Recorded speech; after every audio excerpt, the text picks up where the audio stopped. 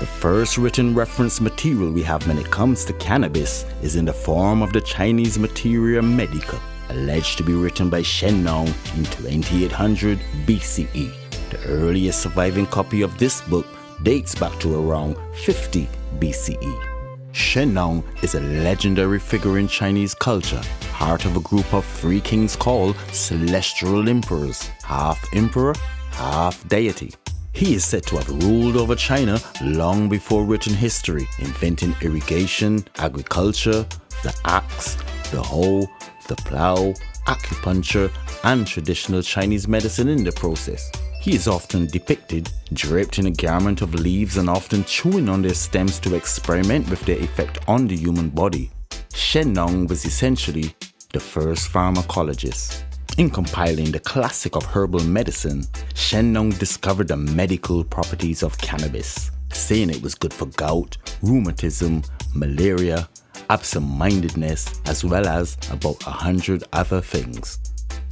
Prior to this, the plant, which the Chinese call ma, has been used for many centuries for its fiber in producing cloth, paper, rope, and even the production of pottery. As the Chinese continued to explore cannabis's benefit, they found it effective in the treatment of other ailments like vomiting and infections. It is generally believed to have been used in moxibustion practice in acupuncture, being replaced in modern times with mugwort.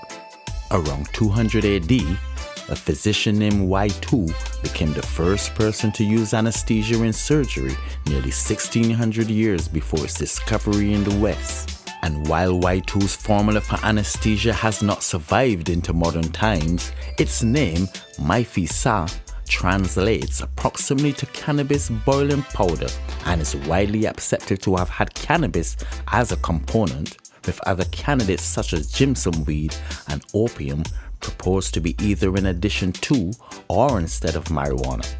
Cannabis was one of the 50 fundamental herbs in the traditional Chinese medicine toolkit.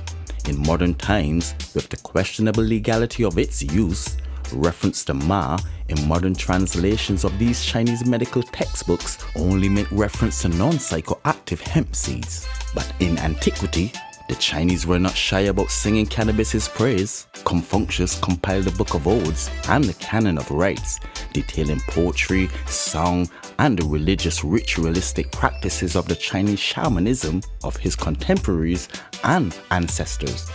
Ma is mentioned numerous times throughout each of these collections, but perhaps the most interesting is the frequent association with the burial ceremony in this time period.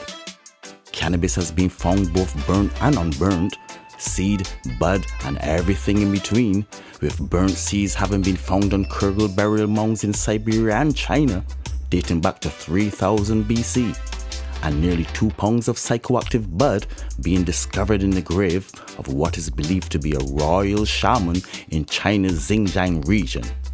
Oddly enough, in all of these examples, throughout the Central Asia of antiquity, no smoking pipes have been found with cannabis. As a result, it is generally regarded to have been consumed orally. But through a network of trade routes, weed quickly found its way across the ancient world, intersecting with numerous cultures in the process. Coming up, we'll explore weed's spread throughout the East and its importance in the foundation of Indian culture. ZZ, let us not just innovate, let us educate too.